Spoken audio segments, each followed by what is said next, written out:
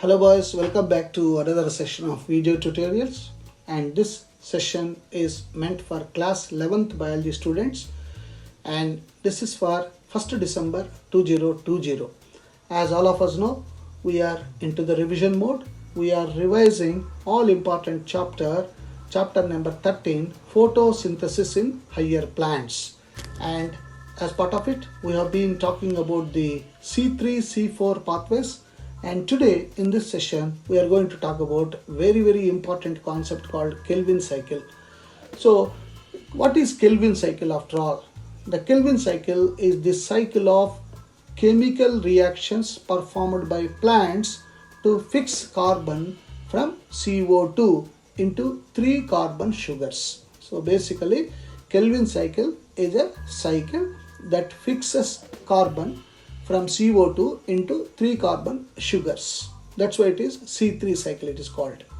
And later plants and animals can turn these 3 carbon compounds into amino acids, nucleotides and more complex sugars such as starches. So that is the aim of Kelvin cycle. This process of carbon fixation is how most new organic matter is created. The sugars created in the Kelvin cycle are also used by plants for long-term energy storage, unlike ATP, which is used up quickly after it has been created. These plant sugars can also become a source of energy for animals who eat the plants and predators who eat these herbivores. The Kelvin cycle is also sometimes referred to as light independent reactions of photosynthesis, since it is not powered directly by photons from the sun. Instead, the Kelvin cycle is powered by ATP and NADPH, which are created by harnessing the energy from photons in the light dependent reactions. So what is the function of Kelvin cycle? The function of the Kelvin cycle is to create basically 3 carbon sugars. That is the main function. That can be used to build other sugars such as glucose, starch and cellulose. That is used by plants as structural building materials.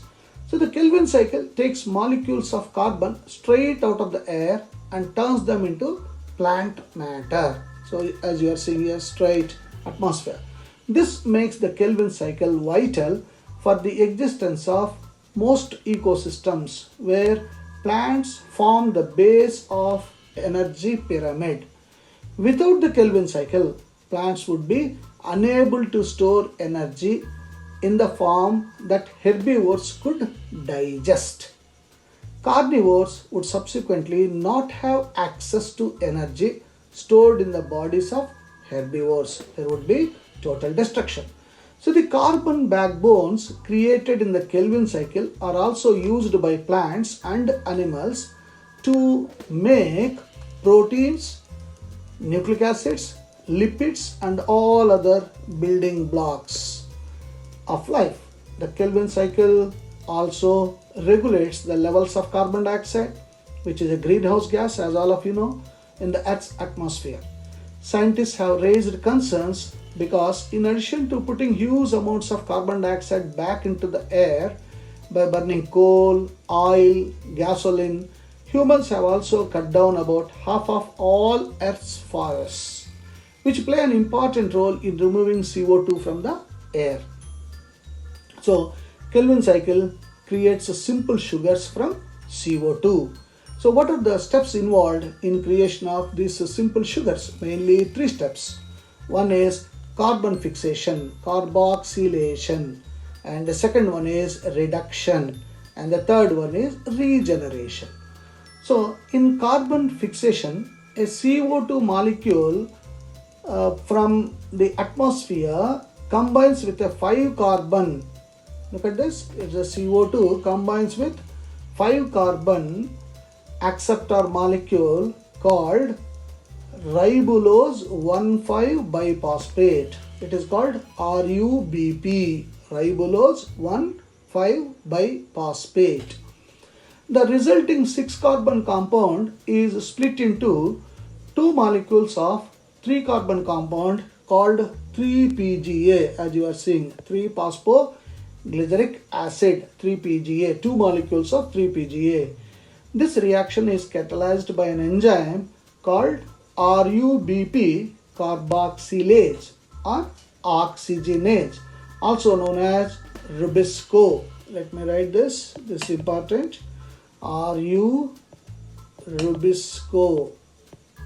PISCO. It's a coenzyme. That's why Rubisco. Due to the key role Rubisco plays in photosynthesis, it is probably the most abundant enzyme on the earth. That's why that is the importance of this Rubisco. Then you go to the second step, that is reduction. In the second stage of Kelvin cycle, the 3-PGA molecules created through carbon fixation are converted into molecules of simple sugars, that is glyceraldehyde 3-phosphate. So that is the step number 2, glyceraldehyde 3-phosphate.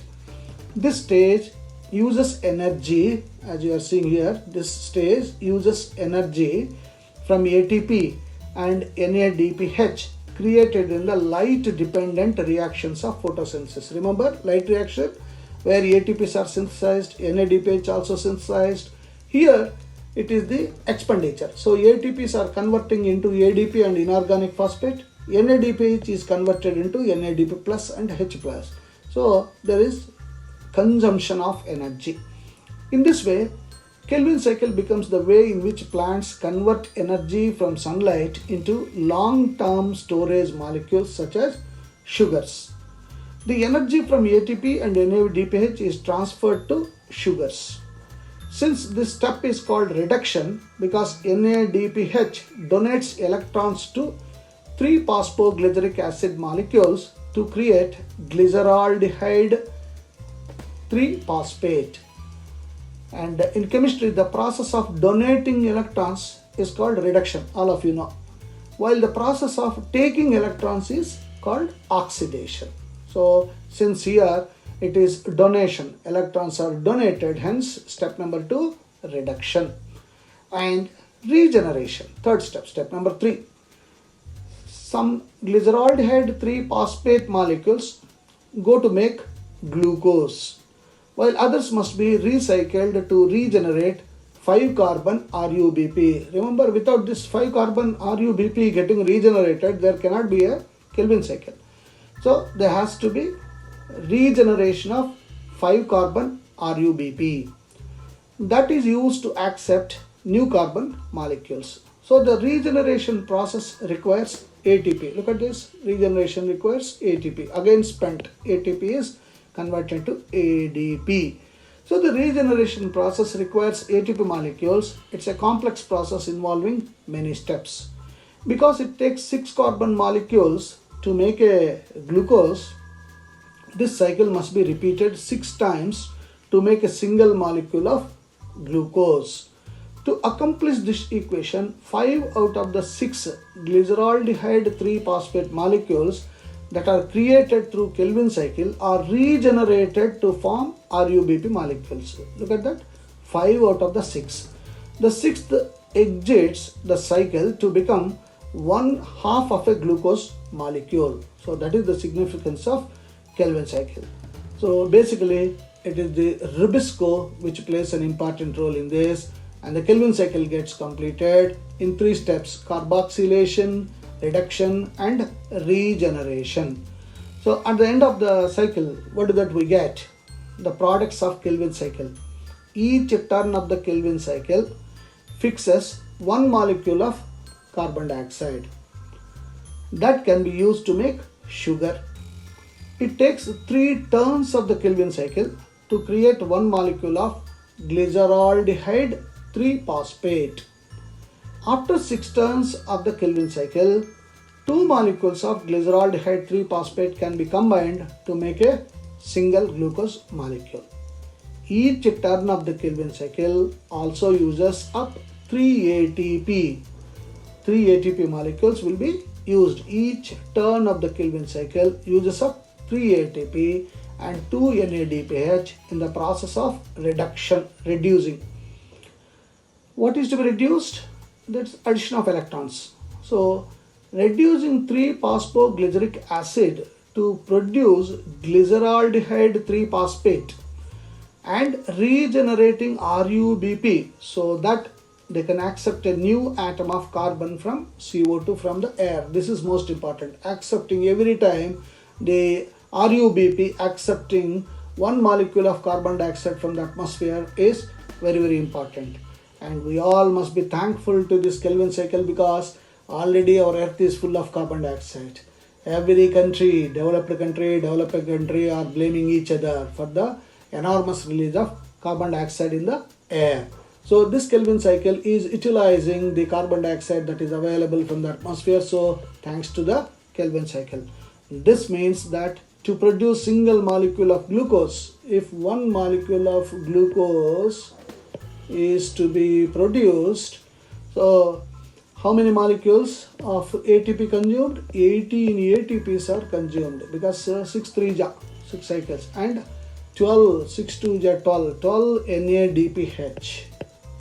NADPH. Again, it is a high energy compound, as I said, are consumed.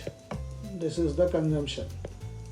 So for one molecule of carbon dioxide to be utilized, to be fixed, and to produce a glucose molecule, one glucose molecule, this much energy is to be spent.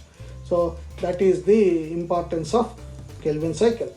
Now let us understand that in the next cycle, that is, we will go for the next C4. Before that, we will see for every molecule of CO2 entering the Kelvin cycle, 3 molecules of ATP and 2 molecules of NADH are required to make 1 molecule of glucose. 6 turns, this is important, 6 turns of cycle is completed. So total energy molecule required, as I said just now, so it is 1 glucose molecule to produce this many required. Hence, is it worth? Of course, it is very much worth.